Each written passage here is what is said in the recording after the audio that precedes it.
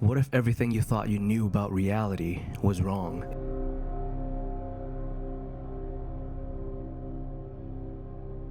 In 1955, one family in rural Kentucky faced a nightmare that defied explanation, a home invasion by creatures straight out of a sci-fi movie. This is the Kelly Hopkinsville encounter, a true story of terror that will leave you questioning everything. Let's get into it. August 21st, 1955, the Sutton family lived on a small, isolated farmhouse nestled between the towns of Kelly and Hopkinsville, Kentucky. It was a typical summer evening, thick with humidity and the sound of crickets. Inside the house were Elmer and Aileen Sutton, Aileen's children, and a guest, Billy Ray Taylor, visiting from Pennsylvania. After supper, as dusk began to settle, Billy Ray Taylor claimed he saw something bizarre.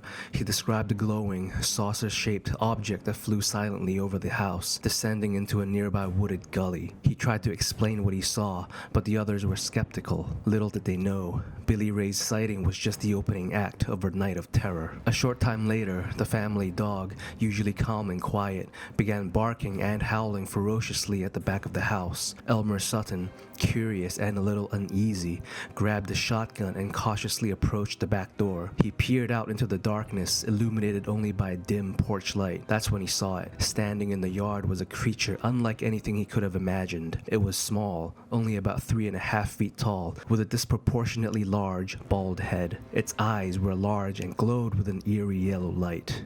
Its skin was a metallic, silvery color, and it had long, spindly arms that ended in what appeared to be clawed hands. Frozen in disbelief, Elmer Sutton raised the shotgun and fired. The creature didn't react as he expected. It didn't fall. It didn't scream. It simply tumbled backward, as if pushed by the force of the blast, then quickly righted itself and scurried away into the darkness. Now, you might think that would be the end of it, a single, bizarre encounter, but these creatures, whatever they were, kept coming back. They would appear at the windows, peering in with their unsettling yellow eyes, their clawed hands reaching as if trying to get inside. The family fired at them repeatedly, but the bullets seemed to have little effect. They would either bounce off the creature's metallic skin or make a dull, metallic thunk. The Suttons described the creatures as moving in an unusual way, floating or gliding just above the ground, rather than walking. They seemed to have no discernible facial features other than those large, glowing eyes. The siege went on for what it felt like an eternity. The family, increasingly terrified and running dangerously low on ammunition, realized they had to find a way to escape and get help. Around 11 p.m., after hours of this terrifying ordeal, the Suttons and Billy Ray Taylor made a desperate decision. They piled into their cars and sped off towards the Hopkinsville police station. When they arrived, they frantically told their story to the officers on duty, who were understandably skeptical.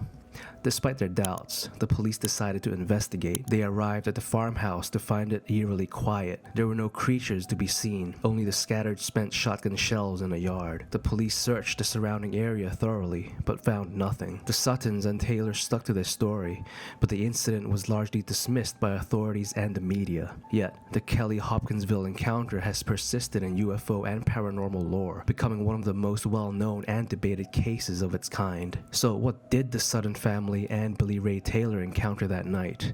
Were they victims of a shared delusion?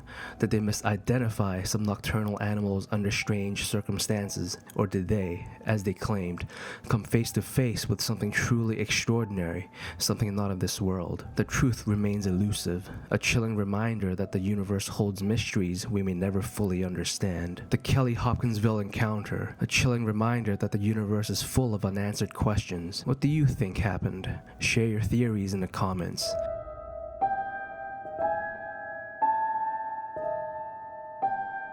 What if there are places on Earth where the impossible is real? In southeastern Massachusetts, a mysterious area known as the Bridgewater Triangle is a hotspot for the unexplained. This is a true story of high strangeness that will leave you questioning everything. Let's get into it. The Bridgewater Triangle, a 200 square mile area encompassing several towns in southeastern Massachusetts, including Bridgewater, Freetown, and Rehoboth. This region, steeped in history dating back to the earliest days of colonial America, America is also known for something far more unsettling, an unusually high concentration of paranormal activity. From cryptid sightings to UFO encounters, from ghostly apparitions to strange disappearances, the Bridgewater Triangle has earned a reputation as one of the most mysterious and allegedly haunted places in the United States. But what makes this particular area so prone to the bizarre? One of the most persistent and intriguing aspects of the Bridgewater Triangle is the frequent reports of cryptids, creatures whose existence hasn't been scientifically proven. The most famous of these is the Thunderbird, a massive bird with a wingspan estimated at 8 to 12 feet.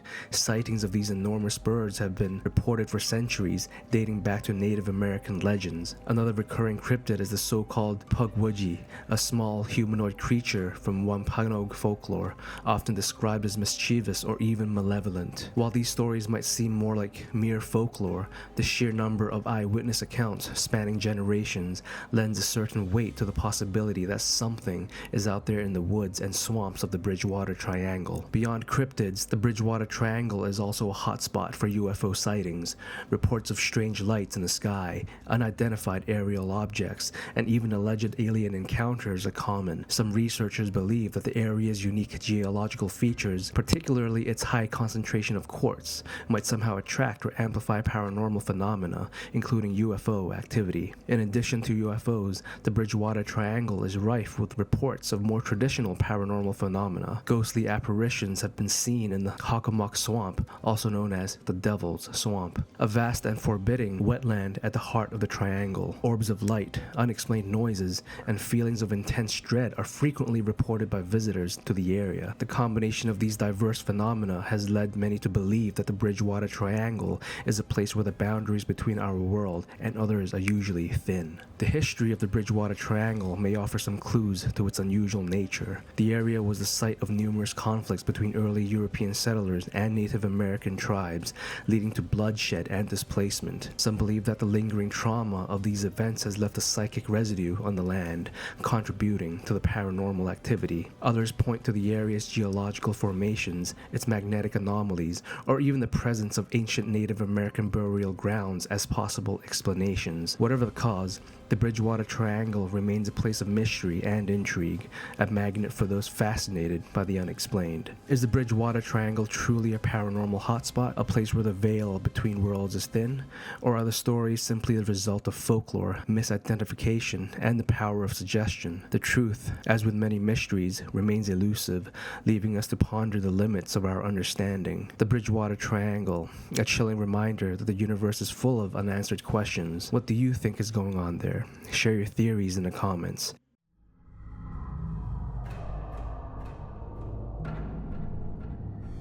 What if the place you feel safest became your tomb? In rural Bavaria, Germany, a family vanished without a trace in 1922, leaving behind a mystery that has haunted generations. This is the story of the Hinterkaifeck farm, a true crime case so bizarre it will leave you questioning everything. Let's get into it. Hinterkaifeck was a small, isolated farmstead located about 70 kilometers north of Munich in Bavaria, Germany. In the spring of 1922, it was home to Andreas Gruber, his wife Kazilia, their widowed daughter Victoria, and Victoria's two children, Kazilia, age 7, and Joseph, age 2. The farm was a hard-scrabble existence, far from many major towns, and the family kept largely to themselves. But in the days leading up to March 31st, something deeply unsettling began to happen. Andreas Gruber told neighbors of strange occurrences, footprints in the snow leading away from the farm, but not back. The disappearance of a set of house keys and the sound of footsteps in the attic, though no one was up there. He didn't report these incidents to the police, perhaps fearing ridicule. It was a decision that would prove tragically fatal. On April 4th, 1922, neighbors became concerned when the Gruber family hadn't been seen for several days. Kazilia, the younger, hadn't shown up for school, and the family hadn't attended church. A search party was formed, and what they found at Hinterkaifeck was a scene of unimaginable horror. The bodies of Andreas, Kazilia, Victoria, and the younger Kazilia were discovered in the barn, covered in hay. They had been brutally murdered, likely with a mattock, a tool similar to a pickaxe. The 2-year-old Joseph was found dead in his crib inside the house, also murdered. The family's maid, Maria Baumgartner, had also been killed. It was clear that the family had been systematically executed. What made the Hinterkaifeck murder so chilling wasn't just the brutality, but the bizarre details surrounding the crime. The killer or killers remained at the farm for several days after the murders. Neighbors reported seeing smoke coming from the chimney, and the family's animals had been fed.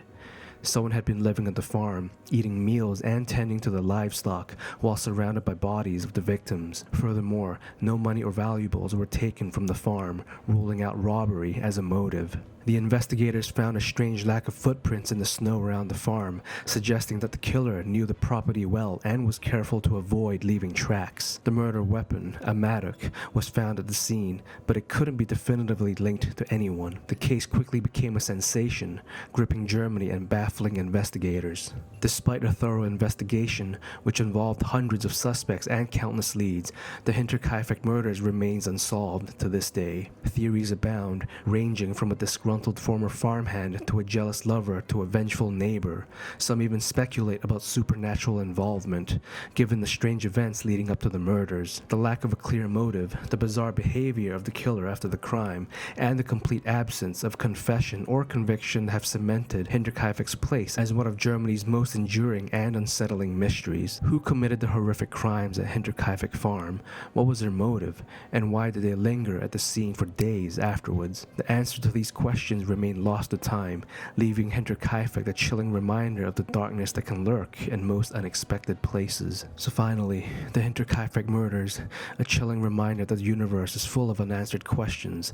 What do you think happened? Share your theories down in the comments below. And if you're fascinated by the unexplained, be sure to subscribe to my channel Echoes for more mysteries.